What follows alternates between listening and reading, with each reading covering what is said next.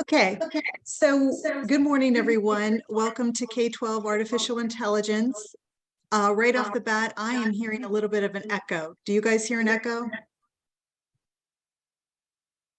Jason says yes.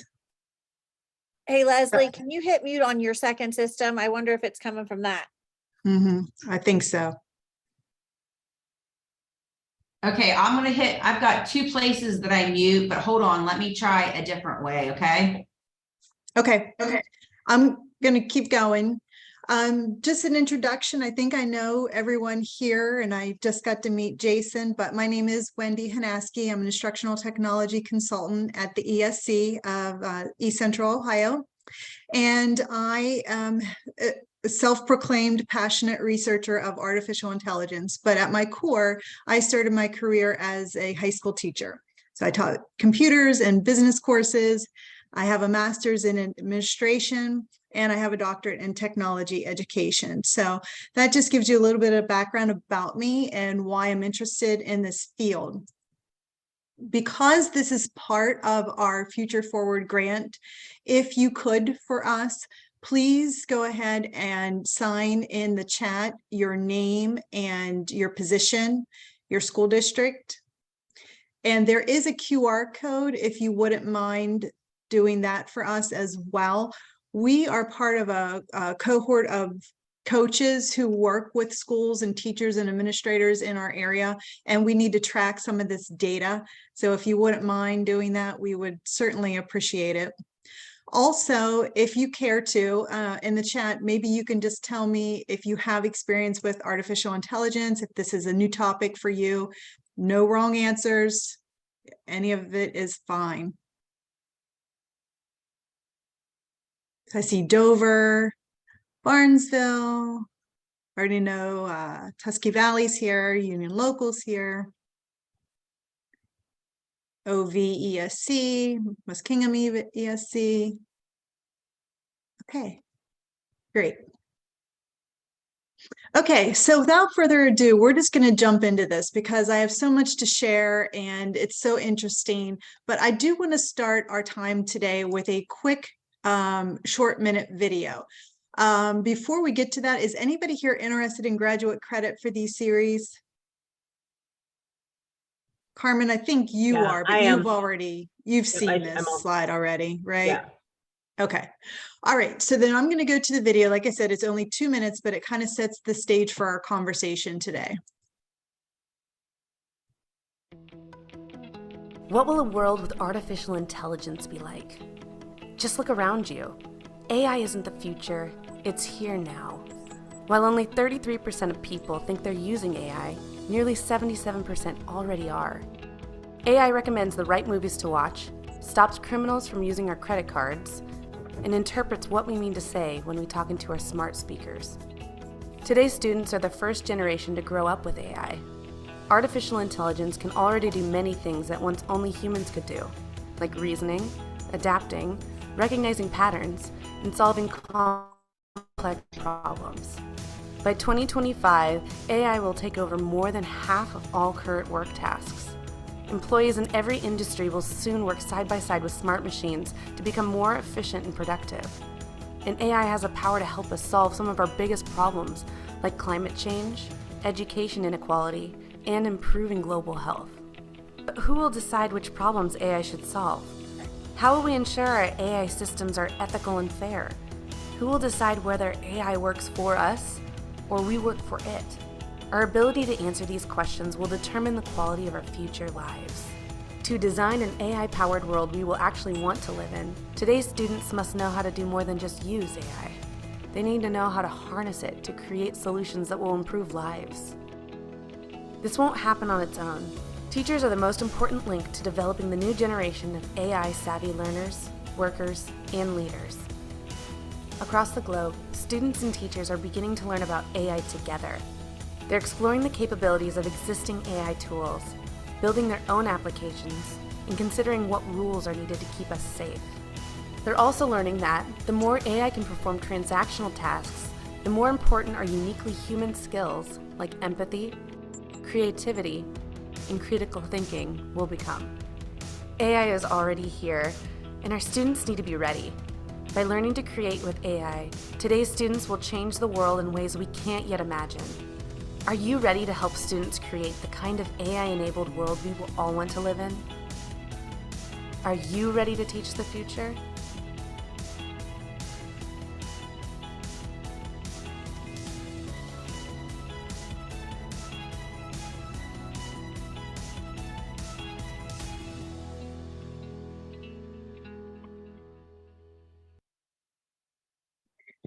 Okay, so thank you for indulging me, because I think that really sets the tone again for our conversation and what we're really trying to accomplish with our students. I want to start off with this slide because a lot of people say, well, exactly what is artificial intelligence? Because I think it's so ingrained, some aspects of it already, into our lives that we don't even notice it. So if you use YouTube or Netflix or TikTok, if you use Alexa, and of course we all know about autonomous vehicles, but anything that can make predictions or do the tasks of routine automated steps has AI powered behind it. One of the newest technologies, and it seems to be the buzzword of everybody talking, especially in education, is ChatGPT. We're going to talk about that in just a minute, but I wanted to show you some other hot topics besides ChatGPT that maybe you're not aware of. So the slide we're looking at now is agriculture. And going back to that autonomous vehicle, you will see this piece of equipment doesn't have a driver. It's just going on its own. This is a John Deere piece of equipment. And interesting story about John Deere. We're all aware of the war between Ukraine and Russia. Well, this last spring, Russian forces came into Ukraine and stole a bunch of combine harvesters, other equipment from a John Deere headquarters in Ukraine. Well, with artificial intelligence, John Deere was able to shut them all down, so those Russian soldiers couldn't use them. And on the right side, you'll see a little moving robot. This is something called the last mile. So companies like FedEx and UPS are using this type of device to deliver packages in the last mile of the trip, because that, according to industry, is what is the most expensive part of the delivery process. So these are just some technologies that are already being used in our worlds today. Also, brain-computer interfaces. Zach, you and I were kind of chatting about this yesterday. Just the idea. Yeah, do you want to share anything about that? No, I was just talking to Wendy. She presented at the administrative leadership group after the STEAM conference yesterday, and we were just kind of discussing. I don't know if you have seen the Iron Man movies, where Iron Man's in the suit and he can kind of basically have his suit do whatever it wants just by thinking about it. And I was holding my phone in my hand and I asked Wendy, I said, you know, it will probably be pretty soon to where we just have to say it and our brain will do it. And she said, no, you probably just have to think it. And you're. Yeah, there are some really far out technologies that are already in place. This company called Synchron has FDA approval already. They have inserted a chip into a gentleman's brain. Now he has severe handicaps, so he cannot move. It's like a form of ALS. So he can email by just having this chip, which is basically just automating our electrical system within our bodies, and he can think the text or the email and it goes right into the computer. So Google it if you're interested. It's almost easier for you to read it than to hear it from me, because you'll think I'm a little crazy. But truly, healthcare is one of the industries that is being transformed radically. I would say the financial institutes and that world is also another industry that is going to change the way we get loans and do our banking. And the reason behind that is because if you think about any loan you've ever gotten, one of the key indicators whether you got that loan was your credit score. Well, that's one piece of your puzzle. But if they're able to use your computer and everything has to be done in an automated system, they can look at all your data. They can look at how you've tracked recent purchases. If you use your cell phone, they'll look at how much charged your phone is. One parameter that they look at, which surprised me, was how fast you put in your birth date. So there is a company that requires in 10 minutes, you can get a loan for a couple $1,000, but you have to use your phone. And those are the parameters that they're looking at. And so there will be trends for America, that's being used in China. There will be trends for Americans to also move to this. And you would say, well, why would I ever give up my data like that? Why would I agree to that? Well, because insurance companies, banks will woo you by giving discounts. And I use my mom as an example because she already has a governor kind of device in her car that tracks her driving practices. And why did she put that thing in her car? Because they said, we'll give you a 10% discount. And so there's going to be a balance, you know, are you going to do it? Or are you not going to do it? I think it's interesting, Wendy, that these things have existed long before the more efficient AI program models. I read a book, this is probably about 10 years ago. I can't remember who wrote it, but there was a story about Target and how they used to personalize the coupons that you would receive based on what you would buy. So they had an algorithm that, you know, if you bought, you know, dish towels, this, and the other, that there was a good chance that you were pregnant. So this guy, probably about my age, he was upset with Target because they kept sending him all these coupons and discounts for, you know, maternity items. So he got to the point where he was so fed up, he went into Target and said, look, you know, I'm 47 years old, you know, my daughters are in their teens. Like, I don't know why you keep sending us all this advertising about maternity things. And so what he found out a few months later was that his teenage daughter was indeed pregnant. And based on the things that she was buying at Target, it triggered them to send coupons and discounts for maternity items. So even though we think these things are new, companies have been doing this for decades. It's just much easier and efficient and effective for how they do it now. Mm-hmm. Wow.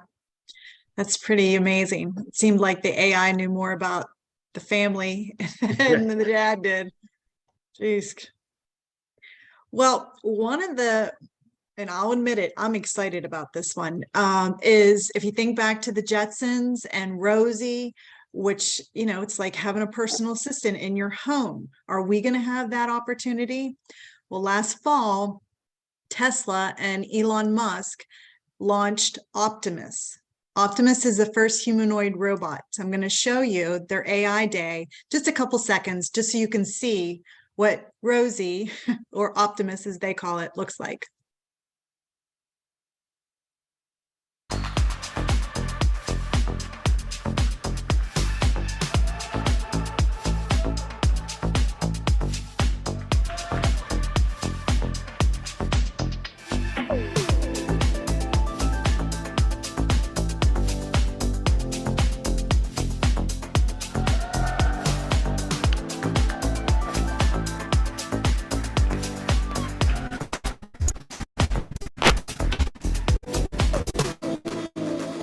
Okay, how many of you would agree to having Optimus in your home? And keep in mind, this is the first iteration. What actually comes into our home may not look exactly like this. It might be more of a human. Some people may like this idea, some people may not. But the big thing in the programming, what's really a big deal for companies like this, is that Optimus has thumbs. And thumbs make a lot more tasks be capable of being done compared to previous iterations of humanoid robots. So the thought is within 5 years, these will be available for those of us who want them, and they will be cost less than a car. One other example I wanted to tell you that happened to me at Christmas time. I was in Columbus at Easton, and Easton has a new Amazon store. So it's like a true retail store. And I went in and bought a few things, went up to the cash register, went to purchase, and the cashier said, "Do you want to pay with your palm?" And I said, my palm, is that a new app? Like, what do you mean palm? She's like, no, at the end of your arm, your palm. And I said, what? And she said, you could register. You could put your hand here. We can register you. And from here on out, any Amazon store, you can use your palm.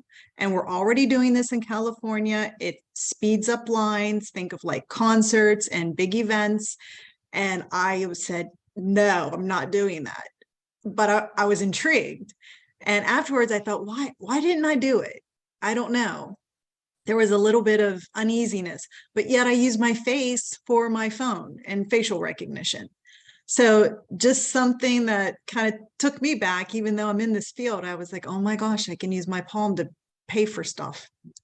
Again, I will say that traveling back and forth to China, that of all of the AI, that was probably the most jarring at first, because I'm scanned at the airport and I'm recognized as soon as I get through the first scanner, which is before you ever get into customs, based on before there's a heat screen, there's a facial rec, and then there's a hand rec that you're required to do. You have to put it in when you put your visa in, and it's jarring. But after that, you just kind of go with it. So like some of the stores, your receipts are all printed with your face. And so yeah, I probably wouldn't have given my palm either, but yeah. Michelle, you probably, have you guys ever seen the movie Minority Report with I think Steven Spielberg and Tom Cruise is the star? Nobody's seen Minority Report? No. Minority Report was a movie back from like 2002, and he was a law enforcement officer. They could predict crimes before they happened, and all this type stuff with like scanning the retinas of your eyes, and it would target advertisements specifically to you. This was all in this science fiction movie from 20 some odd years ago. And if you watch it and see how much of the stuff we're on the way to, if we're not already there, is a little bit, it's odd. I'll say that. Yeah. So one more thing I wanted to show you is deep fakes. If you've ever heard of deep fakes, those are the videos where it looks like the person and it acts like the person, but it's not the person. And by looking at this picture, I'm sure all of you said Morgan Freeman, you could probably almost hear his voice before he speaks because it's so recognizable. So let me just show you this real quick. I am not Morgan Freeman, and what you see is not real. Well, at least in contemporary terms, it is not. What if I were to tell you that I am not even a human being? Would you believe me? What is your perception of reality? Is it the ability to capture, process, and make sense of the information our senses receive? If you can see, hear, taste, or smell something, does that make it real? Or is it simply the ability to feel? I would like to welcome you to the era of synthetic reality. Now, what do you see?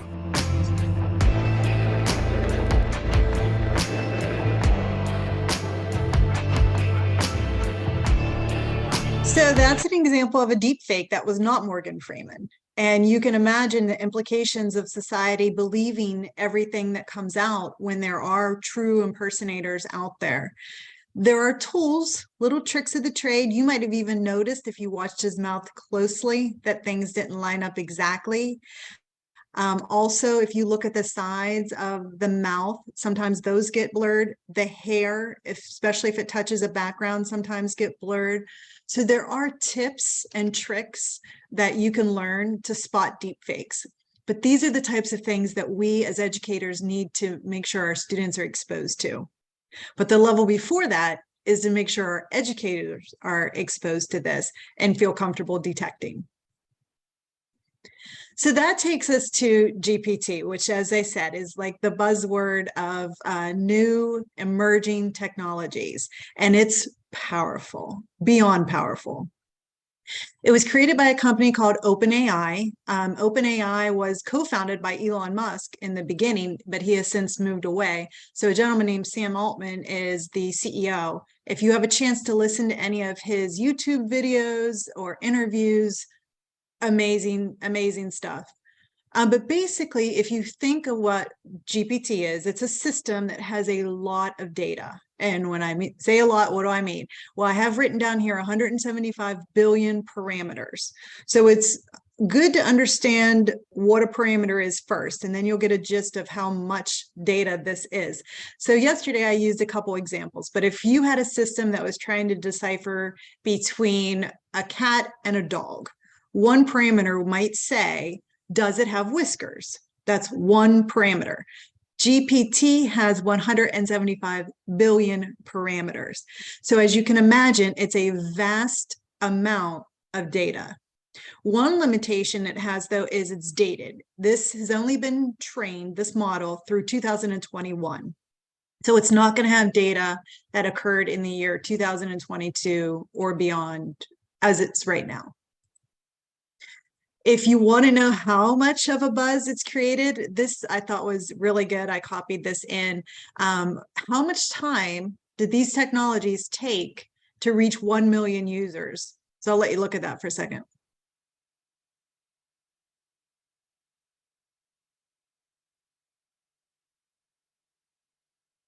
5 days. 5 days. It's amazing. So again, I showed this yesterday, but personally, my daughter's a cheerleader, and she and her squad qualified for nationals next week in Florida. As you can imagine, costs a lot of money. So somehow we had a meeting and the parent said, Wendy, can you write a letter to the businesses and ask for some donations? And I'm like, okay. So, you know, again, practically, I'm thinking about my evening. What all do I have to do? And I'm going to have to set aside probably an hour or an hour and a half to write this letter. You know, it's sent to businesses. You want it to look good, right? And then I thought, I'm going to see what Chat GPT can put out. So at the top, I simply wrote, write a 4-paragraph letter from a high school cheerleading squad to community businesses asking for donations. 10 seconds later, here's what I got.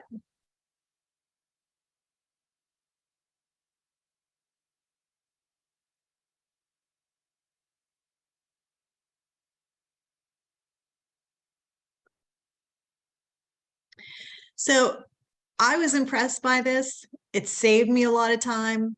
We used it pretty much as is, although you can go in and edit, and we talk about that angle, you know, when you are using it with students, that they are really not to take it word for word. But again, you know, 10 seconds later, voila. It seems like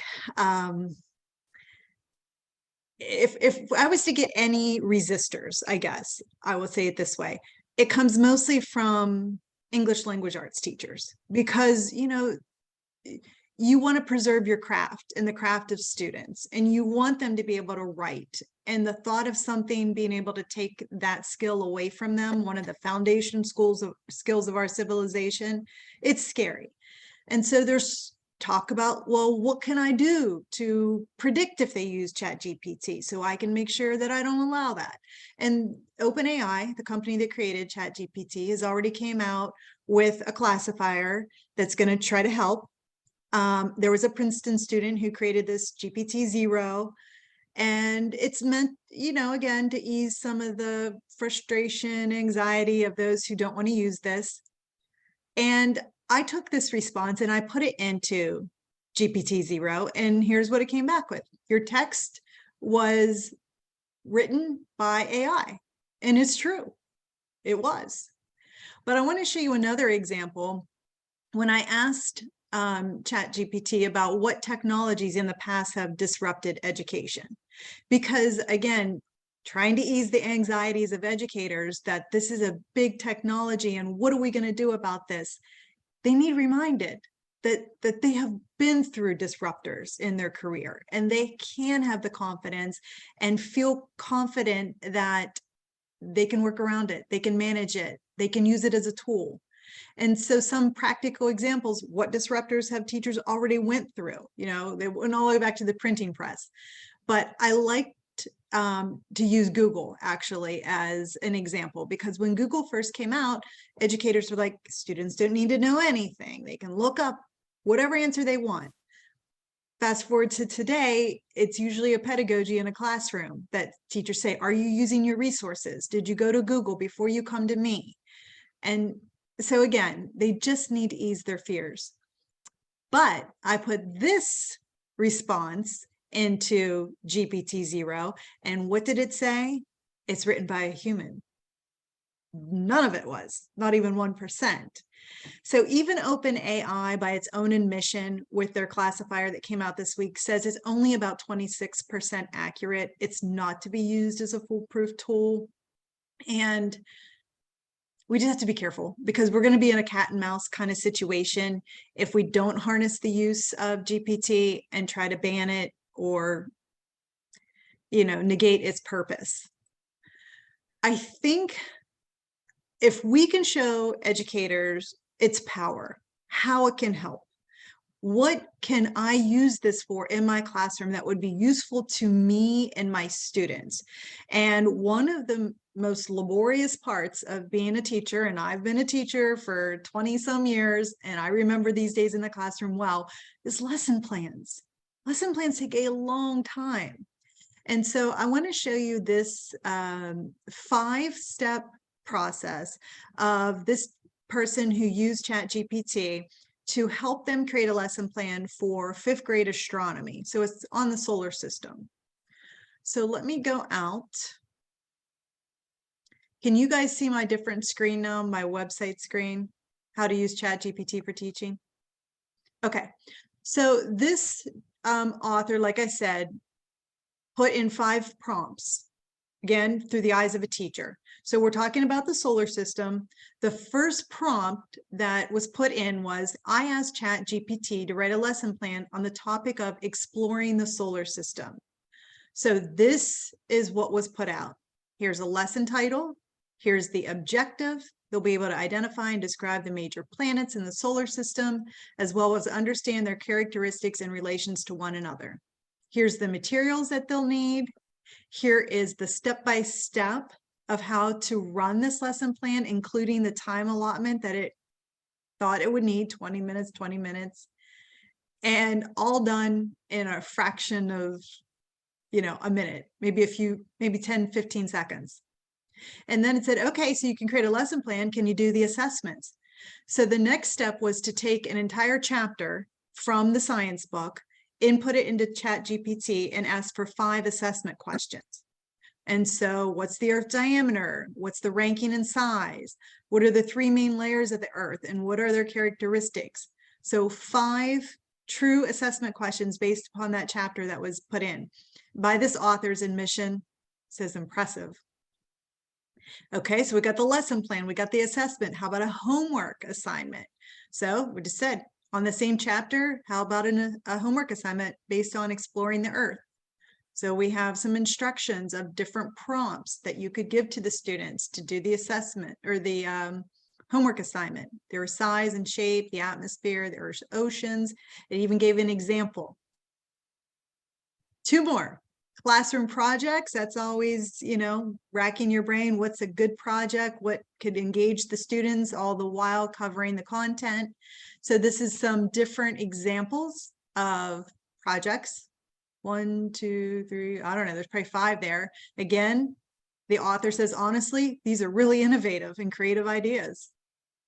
And then finally, how about slideshows? You know, because mainly ChatGPT right now is text. It's not going to throw out a PowerPoint or a slide, but it can give you the text for it. So it says, create an outline of a slideshow based upon the chapter. So here's slide 1. Here's the introduction. This is the text you should put on that slide. Slide 2, slide 3. How do we make it more interactive? Well, besides ChatGPT, another artificial intelligence emerging tool is something called DALL-E and Midjourney. These websites create pictures. Again, all you have to do is put in a prompt and you will get really cool images. Nothing has been created before. They're all original. And let me show you how powerful these are. So again, we're in the solar system. We go to Midjourney, type in a prompt. This teacher wanted to put images of the solar system. So here's the image of the Earth. The author said that made by this website called Midjourney. How about a diagram of the model of the Earth's layers? So that's pretty much the prompt. You go in and you type, create a diagram or model of the Earth's layers. Here's what came out. How about the Earth's atmosphere? These are all original creations using the website Midjourney. The Earth's oceans.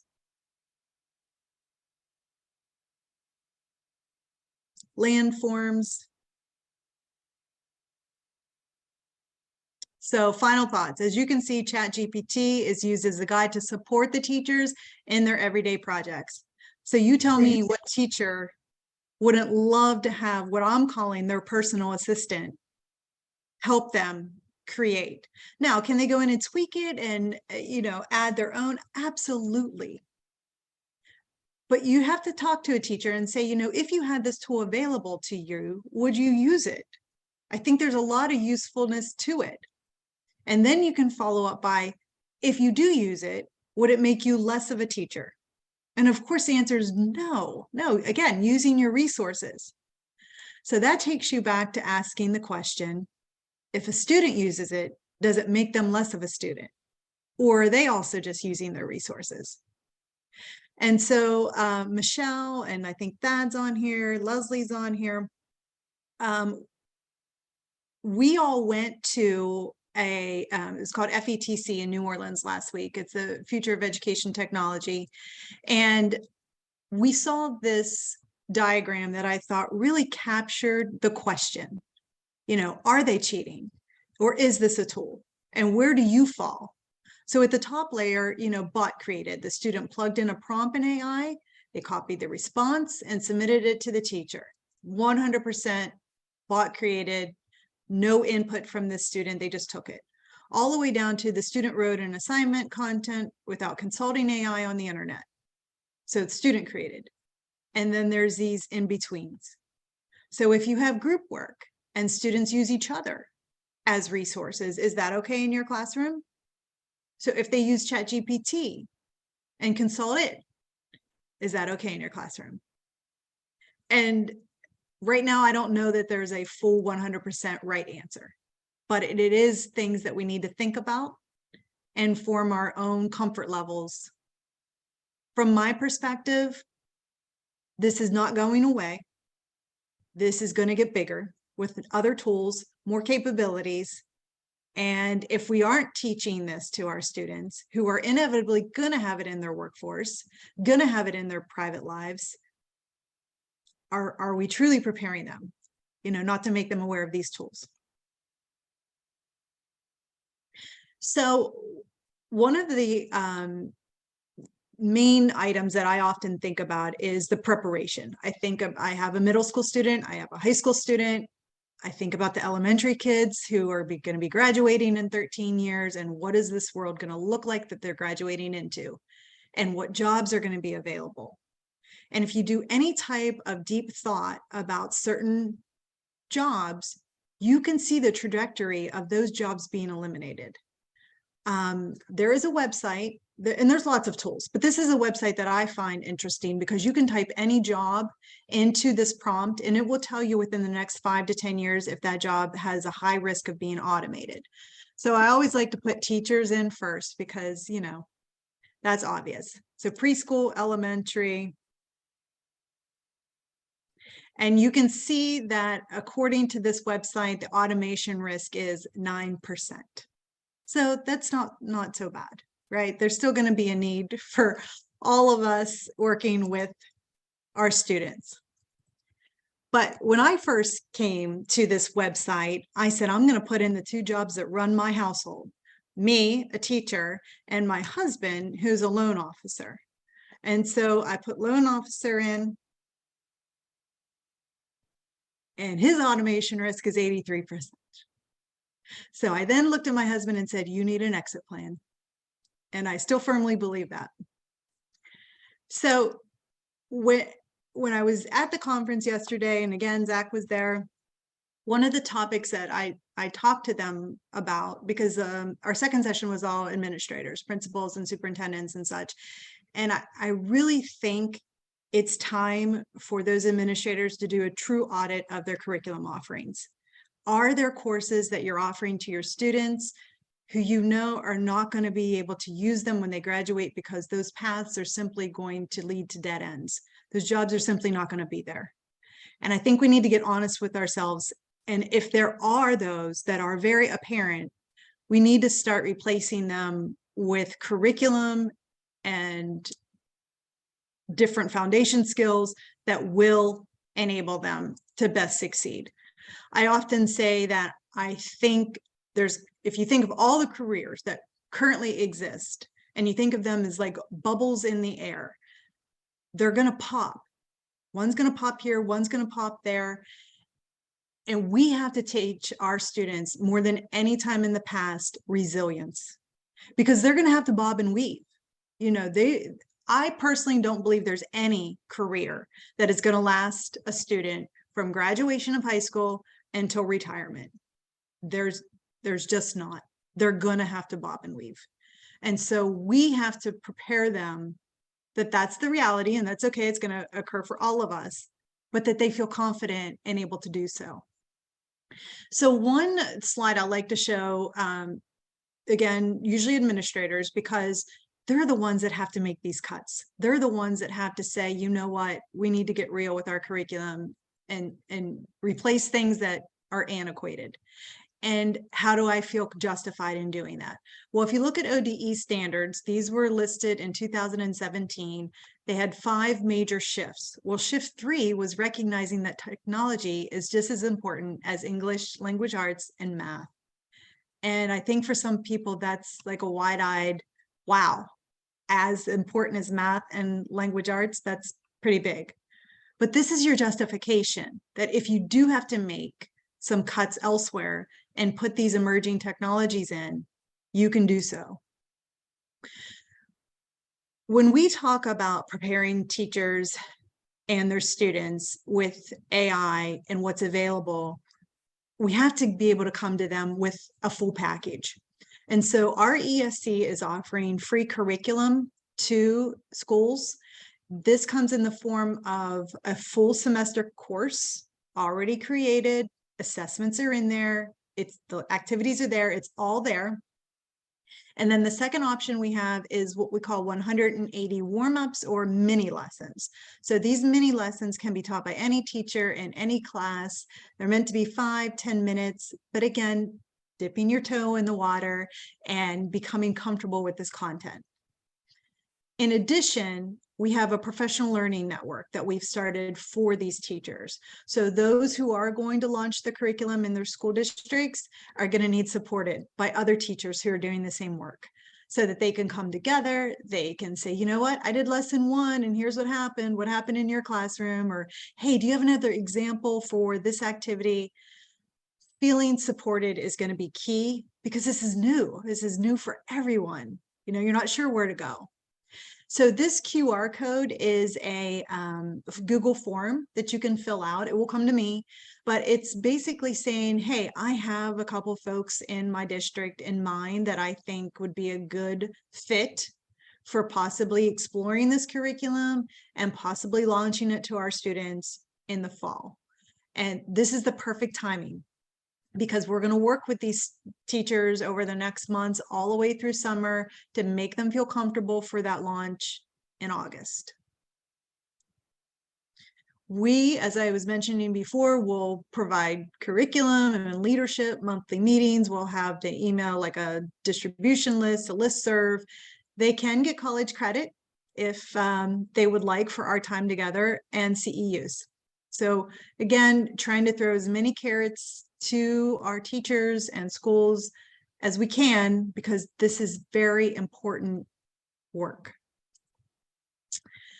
I don't know that we have full time to actually go into these activities, but if you would like to see some AI fun activities in practice, you could Google Quick Draw or Teachable Machine. These are two fun things that you know, are worth your time if you just want to play around and see how this machine learning works. One thing I want to say about AI is that, you know, at one point it was meant just for the population of computer science teachers and students, people who are interested in coding, and that's still important. You know, the companies like Intel in the world need coders, but for the rest of us, the masses, we have natural language processing now, and those technologies continue to get better and better. Think ChatGPT. Did I have to put coding in to get that result? No, I just simply typed. So I want to make sure that everybody knows this is not just a narrow path for computer science folks. It's open to everyone. So with that, I'm going to stop. We have about 10 or 15 minutes. I want to see if there's any questions, thoughts, concerns, anything anybody would like to add. Hey, Wendy, this is, Yes. so my question is this, like, so, and people that maybe have experienced this, because I had never, like, I've been to all of these different ones where, you know, they were showing, you know, ChatGPT, whatever, but I never physically got on it. And so everybody keeps going, get on it at a time that nobody else is on it. But I'll be honest with you, every single time I try to get on it, like, I can't get on it. Like, there's no way. I had to sign up the other day. I was put on a waiting list to, like, for my account. Yeah. So I just wanted to say, like, you know, is that, have they addressed any of that, like the availability or not in anything that you went to? No, but I'll try right now. What I have I had- noticed, or go ahead, Thad. Yeah, I have one of my friends, I was doing a PBIS training yesterday. One of my friends was on their leadership team and he brought it up and he hadn't been on. He was texting me like at 4 o'clock. He's like, what do I have to do? Do I have to create an account? I'm like, just use your Google account. So he got on with his Google account like last night, and like all evening long, I have this like stream of consciousness text messages from him, just like all the different things he had done, all the different things he had tried. And he got right on last night just as a new account. And I know it goes in and out during the day, especially if you try to get it to process like something that's going to be a lengthy answer or a lengthy response. It seems to sometimes go down in the middle of it.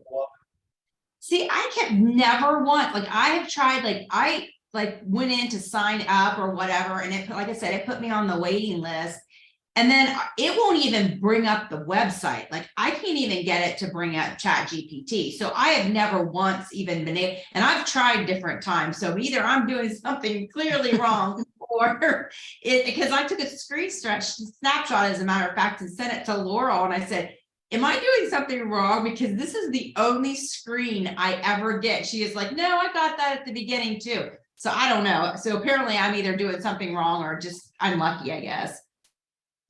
I think if you are able to get in, set your alarm for like 2 a.m. and get in and create an account, because I noticed that once I have an account, I'm able to pretty much get in, even when they block some others out. Like, I'm in right now. I don't know if you could see my screen, and I just simply put a prompt, what is ChatGPT? So this is the area at the top. Can you guys see this?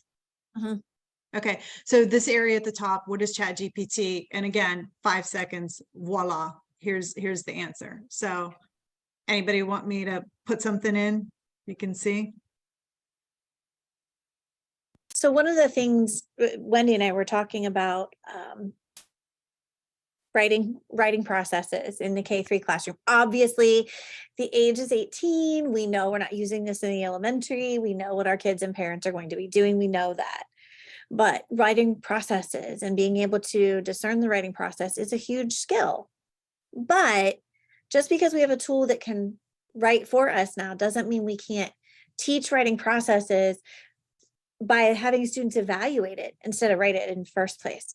One of the prompts that we played with over the weekend with my best friend who has a struggling reader, She's at the point where she's literally counting football fantasy scores for reading, and he's into leprechaun traps. And so to show her, to demonstrate, I said, hey, put in the chat GPT, give me a 3-paragraph story on the history of leprechaun traps with a Lexile score of 550. And it spit it out. So it's just, I guess, to concur what Wendy said, our role should be, in my opinion, embracing the new, showing the way it fits academically, and allowing students and teachers the comfort to not be restrained by it, but to be able to use it responsibly. So, and I'm sorry if I repeated what Wendy said. I'm the only tech in the office today. The only human tech in the office today. And there are 2 meetings. Wendy, did I read somewhere where the paid subscription to this is coming out, or is it out? I thought I saw like $20 a month somewhere. So they are saying that in the future, there will be a paid service simply because of the volume. But think about it from a business standpoint. The reason that it's not now is because we, as the users, and all the prompts that we're putting in are making their system better. You know, why is Amazon so successful? Why is Netflix so successful? When you have greater users, greater data, your system gets better. So we're doing their work for them right now. Microsoft is already getting ready to integrate this into Teams, I think as early as next week, where it will record, like if you're running it during a Teams meeting, it will take notes and then come up with an action plan for you at the end of the meeting. I think the investment from Microsoft is going to be about 10 billion into OpenAI for ChatGPT. Well, and Thad, reading processes in Teams is also using human processing. And that's what I said with my girlfriend Shay. I said, okay, we got that 3-paragraph leprechaun story for Bryson. Now dump it into reading processes. Now you're getting the data to show the struggling reader with a reading prompt that's specific to him, that took you 13 seconds to generate and 4 seconds to copy and paste. And when he reads that in Microsoft Teams using AI, it's going to process that and tell you and give you those reading coach scores to go along with that. And so, yeah, so for Microsoft to jump on so quickly is exciting. Not that I'm a Microsoft fan. Yeah. I got to step away. I'm getting a phone call I got to take here. Guy and Wendy, Okay. great session. Really appreciate Thad. you sharing all that. Thanks you. for being here. And thank you to all of you for being here. If you have follow-up questions, if you want to talk about this more, it's my favorite topic right now. So I'm happy to do so. Reach out. But I do thank you. I know an hour's a hard time to take out of anyone's day, but I do appreciate you guys being here today. So hopefully you learned something. Thank you. Okay. Thanks everybody. Wendy. Thank you. Thank you. Very nice job, Wendy. Thanks, Zach. Thanks for coming. Yep, a pleasure.